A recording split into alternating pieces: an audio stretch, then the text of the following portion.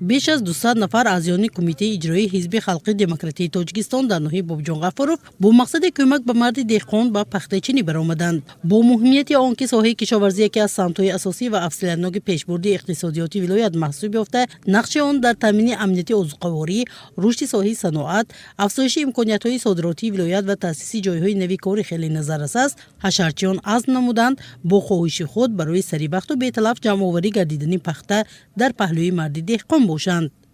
دورهای پیش ما از همین مکتب‌ها، از کارخانه‌ها، مؤسسه‌های دولتی هم بریگادهای ударní بریگاد میگفتیم، از 50 کس تا 100 نفر توده کرده شبخوره و رفته ناحیه اشت زفرآباد به جبار رسولوف رفته یک ماه پخته میچیندیم. 30 کیلو الکه شخصا من پخته چیندم.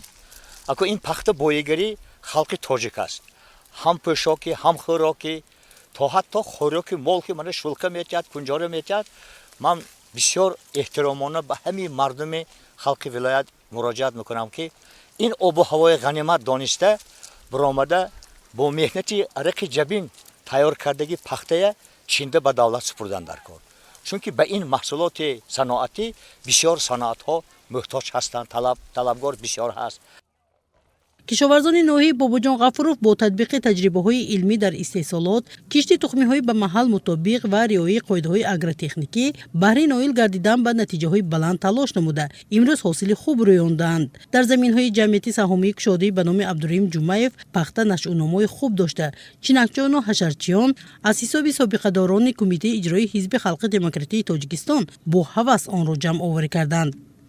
تاجیکستان عزیزمان با مرحله مهمی حل کننده حیات کشاورزی وارد می‌گردد. این فصل برای جمع آوری حاصل زحمت و مهنت سالانه دهقان و کل مردم مهنت‌کاران ناحیه تقدیرساز میباشد.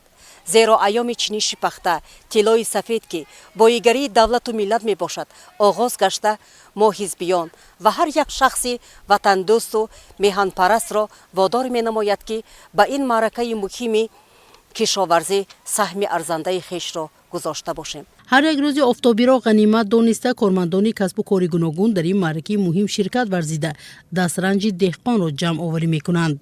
برای سابقه‌داران مهنت که به جمع آوری پخته سهم گذاشتند تحفه ها تقدیم گردید. باید یادآور گردید که تا به امروز در ناحیه بابجان غفورov 10391 تانه پخته جمع آوری گردیده است و حالا پخته در صحرا خیلی زیاد است. مستان محیدی لازاده، سعیدالله ارسلانوف، مظفر صابرов، اخبار.